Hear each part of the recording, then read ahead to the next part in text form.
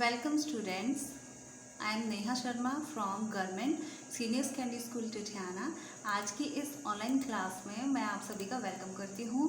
तो आज की जो हमारी मेन क्लास है उसका सब्जेक्ट यानी ट्रेड रहेगा, that is media and entertainment. और हम आज की इस क्लास में क्लास 9th के कुछ सेशंस को कवर करेंगे, जिसमें हमारे 2 सेशन रहेंगे। फर्स्ट सेशन है introduction to story board and the second session यानी session 3 importance of story board. Try रहेगी कि हम इन दोनों टॉपिक को अच्छी तरह से कवर करें। So now student let's start. हमारा जो फर्स्ट सेशन है उसमें हमें अबाउट स्टोरी बोर्ड के कंटेंट को कंप्लीट करना है। तो स्टूडेंट जैसे आप प्रोनाउंस करोगे स्टोरी बोर्ड, जैसे हम स्टोरी बोर्ड बोलते हैं, स्टोरी बोलने से क्विकली हमारे माइंड में एक कहानी का कुछ सिनेरियो बनता है। अगर आपके माइंड में भी कुछ ऐसा होता है तो आपका बिल्कुल सही है। क्यों?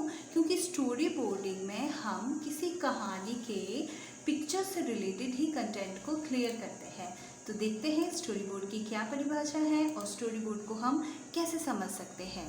स्टोरी बोर्ड में हम सबसे पहले एक डेफिनेशन से इसको अंडरस्टैंड करने की कोशिश करेंगे। जैसा a story board is a series of panels with drawings and images displayed in sequence for the purpose of pre-visualizing one or more scenes for a film। एक जो स्टोरी बोर्ड है ये पैनलों एंड पिक्चर्स की श्रृंखला है यानी संग्रहण है, जहाँ पर हम पैनल्स और पिक्चर्स को इकट्ठा करके रखते हैं and displayed in sequence for the purpose. जो हमारा पिक्चर्स होते हैं ये उनको सीक्वेंसली एंड ऑर्डरली मैनर में डिस्प्ले करती है, purpose for pre visualising one और मोर सीन्स इन द फिल्म। किसमें? मूवीज से पहले, एनिमेशन से पहले। The storyboarding process help film directors, as you know storyboards help कहाँ करती है हमें? एक फिल्म को डायरेक्ट करने से पहले फिल्म डायरेक्टर्स को, एनिमेटर्स को एंड टीवी प्रोड्यूसर्स को एंड क्लाइंट्स को to visualize scene and sequence for events before committing to production to find potential problems and improve the story.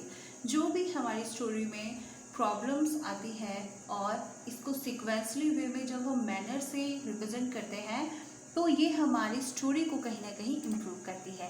तो ये था हमारा स्टोरी बोर्ड। चलते हैं नेक्स्ट कंटेंट की ओर, वो है हमारा history of the story board. Students आपको history of the story board में सिर्फ कुछ कंटेंट्स ध्यान में रखते हैं कि जो स्टोरी बोर्ड का आइडिया था, the idea of the story boarding was developed at the Walt Disney Studio during the early 1930।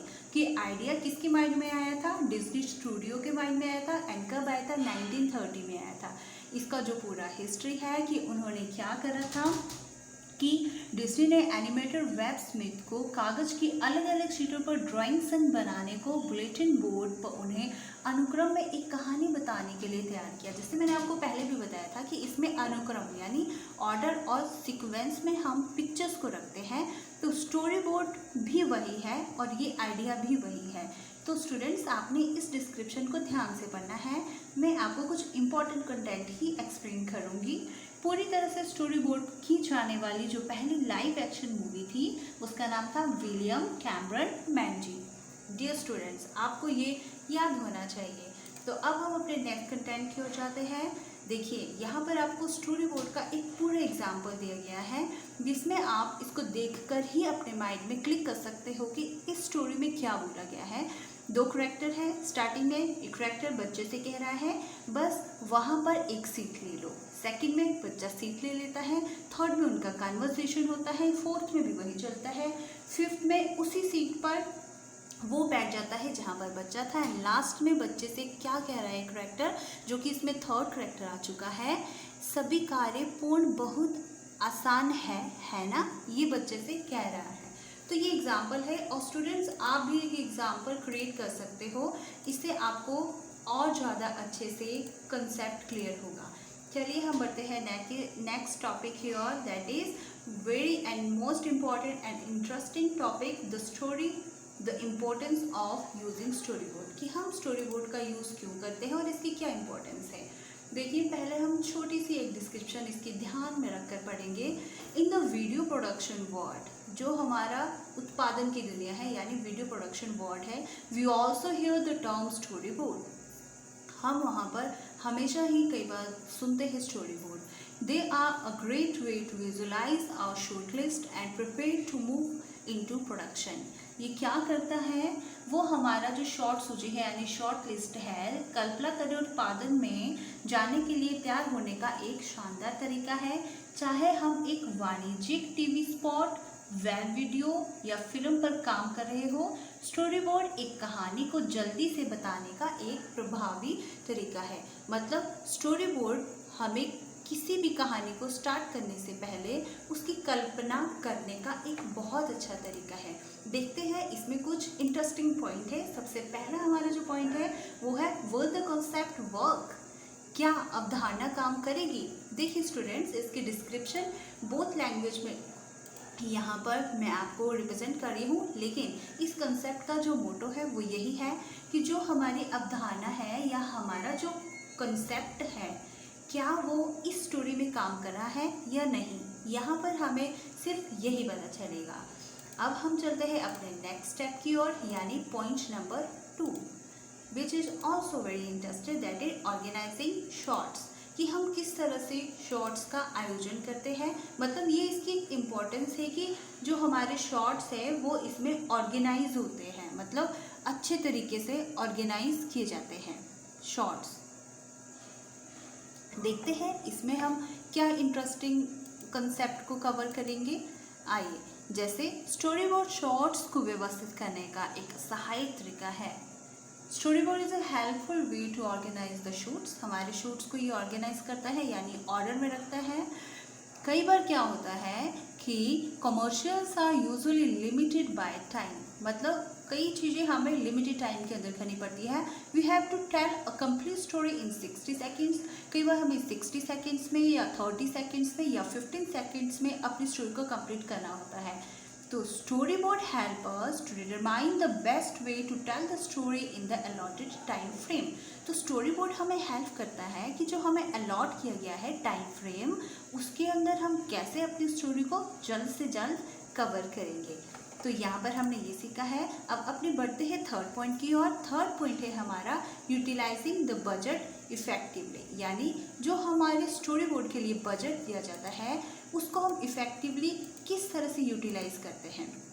Now देखते हैं, in case of complex animation, जटिल एनिमेशन के मामले में जहाँ अंतिम उत्पाद को विकसित करने में बहुत समय और बजट लगता है, हमेशा क्लाइंट से अनुमोदित स्टोरी बोर्ड रखना बेहतर होता है।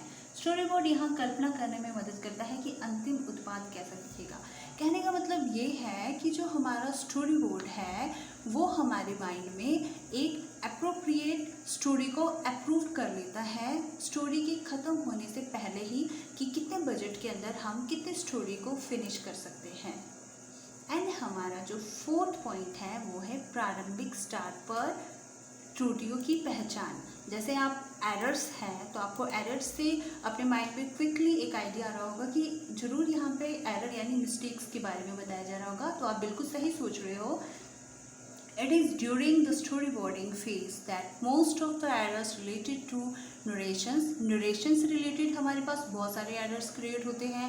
Media and other relevant details are identified। इन सब concept में बहुत सारे errors create होते हैं, लेकिन जब हम storyboard को movie बनाने से पहले create करते हैं तो हम यहाँ पर अपने errors को find out कर सकते हैं और उसको remove कर सकते हैं। चलिए बढ़ते हैं अपने next point की ओर। हमारा जो next point है, नेक्स्ट या फिर हम इसे बोल सकते हैं second last point, deciding on appropriate media. उपयुक्त मीडिया पर निर्णय किस तरह से लेते हैं वो हम यहाँ पर देखेंगे। Story board is extremely helpful for the director and TP. The storyboarding process usually starts with a conversation between the director and the artist. Storyboard director यानी जो मूवी को डायरेक्ट कर रहा है एंड आर्टिस्ट जो उसको प्ले कर रहा है, इनके बीच का कन्वर्सेशन है। Ultimately now it's up to the artist and their understanding of the directors. यहाँ पर आर्टिस्ट है वो कितना अपने डायरेक्टर को अंडरस्टैंड कर रहा है, उनकी क्वेरीज को, विजन टू उनके विजन को, to illustrate the frames that will tell a complete story, कि वो एक कंप्लीट स्टोरी के अंदर क्या क्या ऐड करना चाहता है और उसका विजन एंड मोटो क्या है, यहाँ पर उनके बीच का जो कन्वर्सेशन है वो रहता है। एंड हमारा जो लास्ट पॉइंट है that is your 6 point, heading off with punch line और डायलॉग, पंच लाइनों या संवादों से टकराना। It is while creating a storyboard that we can test if certain punchlines or dialogues would work as we have imagined before. For example, आपने अपनी story के लिए कोई dialogue पहले इमेजिन करा है, तो आप उसको अपनी स्टोरी में स्टोरी बोर्ड के थ्रू से इंसर्ट करेंगे।